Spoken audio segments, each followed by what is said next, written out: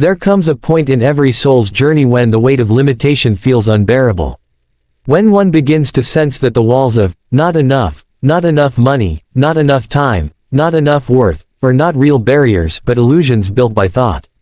Breaking free from poverty consciousness begins here, at that sacred moment of awakening, when the soul whispers, there must be more than this. This book teaches that poverty consciousness is not merely a condition of lacking material wealth, it is a state of mind, a vibration of scarcity that seeps into every area of life. It is the quiet voice that says, I can't afford it, I don't deserve it, or, it's too good for me. These thoughts, repeated and believed, form an invisible prison around the spirit. They condition us to see the world as a place of struggle instead of flow, limitation instead of possibility. The author reminds us that poverty consciousness often begins in childhood, inherited not through DNA but through belief. A child growing up hearing that money is hard to earn, that wealth is corrupting, or that spiritual people must live humbly, internalizes these messages as truth. Yet these are not universal laws, they are learned stories. And any story that is learned can be rewritten. The first step in breaking free is awareness. The book invites us to watch our thoughts as we might observe clouds in the sky. Notice how often the mind gravitates toward lack, worrying about bills, comparing to others, or feeling unworthy of abundance. This awareness is not meant to shame us, but to awaken compassion. The moment we become aware, we reclaim our power. The author beautifully states that you cannot heal what you will not face, and so the journey begins with gentle honesty. The next teaching is that poverty consciousness is not about money, it's about energy. Money is simply a reflection of how freely we allow energy to move through our lives. When we cling to fear, doubt, or guilt, we constrict that flow.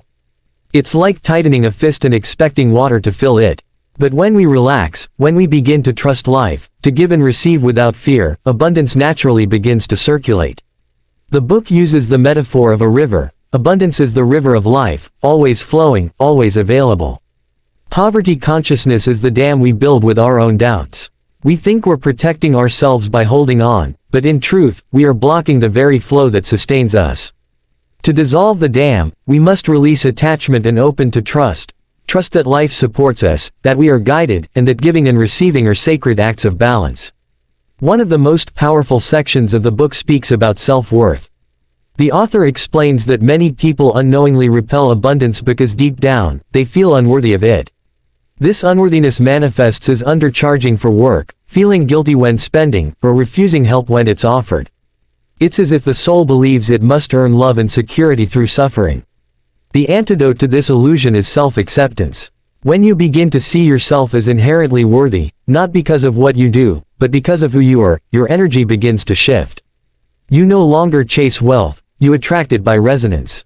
Real-life examples in the book bring these teachings alive. There's the story of a woman who grew up hearing her parents fight over money. As an adult, she found herself repeating the same cycle, earning well, but always feeling anxious about spending. Through awareness and inner work, she realized her fear wasn't about money, but about love and safety. When she healed that wound, her finances transformed naturally. Her story teaches us that prosperity is an inside job, and that true wealth follows healing. Not the other way around.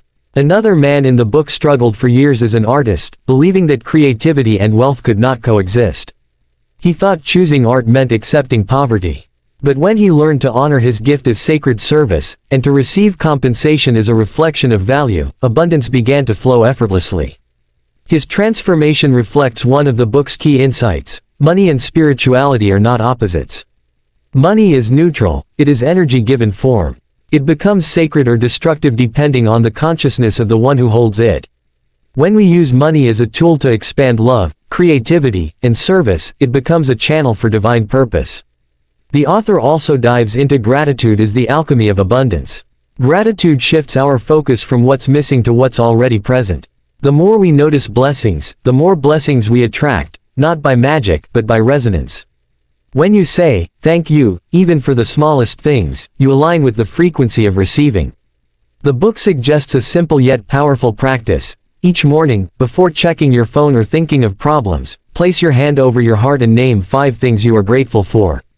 Do this daily, and slowly, the lens through which you see life begins to change. Scarcity fades, replaced by a quiet knowing that life is generous. Another central theme is the power of giving.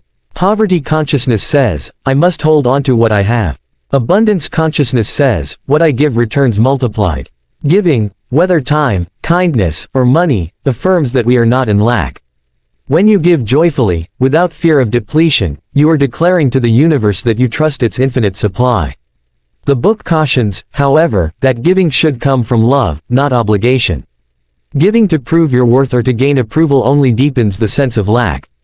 True giving is an act of freedom, a dance with abundance itself. As the journey unfolds, the book gently challenges one of the most destructive modern beliefs, that self-sacrifice is virtuous and self-care is selfish.